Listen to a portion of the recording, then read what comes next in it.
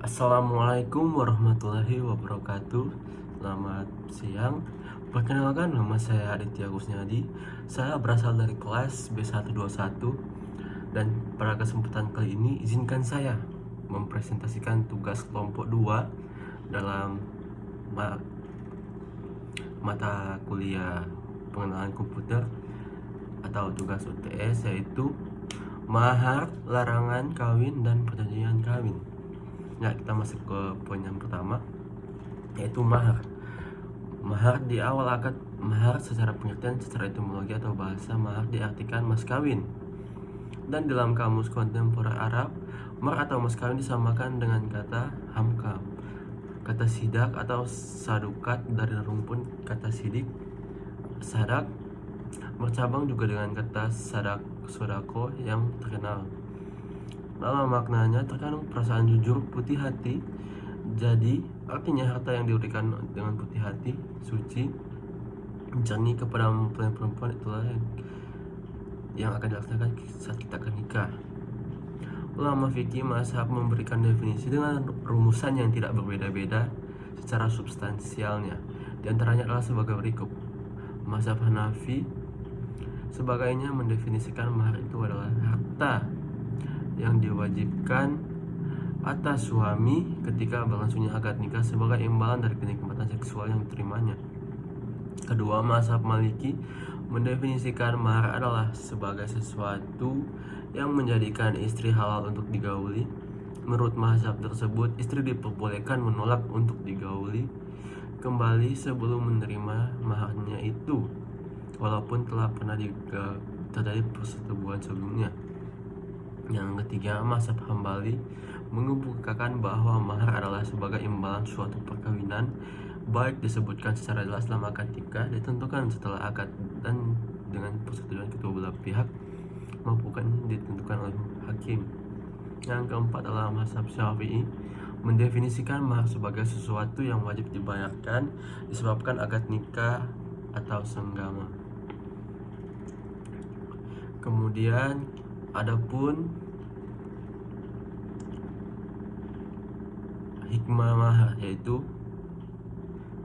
hikmah dibalik diwajibkannya mahar menunjukkan pentingnya posisi akad ini serta untuk menghormati dan memuliakan perempuan. Kita lanjut ke poin kedua, yaitu larangan kawin. Meskipun perkawinan telah memenuhi seluruh rukun dan syarat yang ditentukan, belum tentu perkawinan tersebut sah karena masih tergantung lagi pada satu hal, yaitu perkawinan itu telah terlepas dari segala hal yang menghalang atau disebut juga sebagai larangan. Dalam Al-Quran surah An-Nisa ayat 22-24 dijelaskan tentang beberapa perempuan yang haram untuk dinikahi, antara lain: pertama, ibu janda; yang kedua, ibu tiri; yang kedua, ibu kandung; yang ketiga, anak perempuan; yang keempat, saudara perempuan; yang kelima, saudara perempuan ayah; yang keenam, saudara perempuan ibu, dan seterusnya.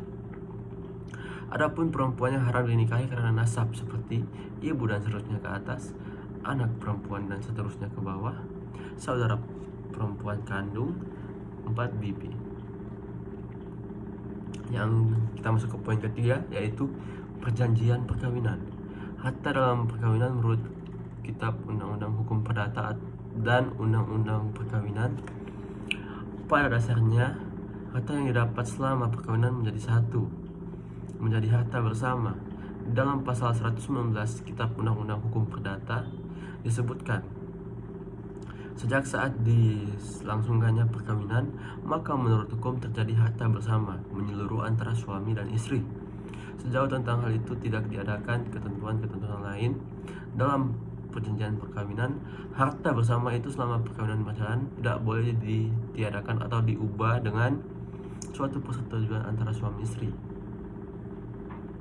Lebih lanjut, setelah bubarnya harta bersama, kekayaan bersama mereka dibagi dua antara suami dan istri, atau antara para ahli waris mereka tanpa mempersoalkan dari pihak mana asal barang-barang itu.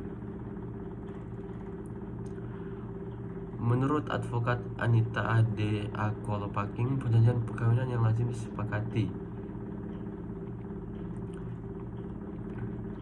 yaitu: 1. Harta bawaan dalam perkawinan, baik harta yang diperoleh dari usaha masing-masing maupun dari hibah, warisan ataupun cuma-cuma yang diperoleh masing-masing selama perkawinan. Kedua, semua hutang yang dibawa oleh suami atau istri dalam perkawinan mereka yang dibuat oleh mereka selama perkawinan akan tetap menjadi tanggungan suami atau istri. Yang ketiga, istri akan mengurus harta pribadinya baik yang bergerak maupun yang tidak bergerak, dengan tugas memungut atau menikmati hasil dan pendapatan baik hartanya itu maupun pekerjaannya atau sumber lain.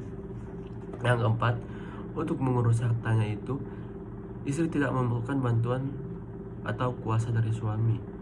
Saya rasa cukup sekian yang dapat saya sampaikan pada presentasi kali ini. Mohon maaf apabila ada kekurangan dalam presentasi ini. Akhir kata, wassalamualaikum warahmatullahi wabarakatuh. Selamat siang dan salam sejahtera.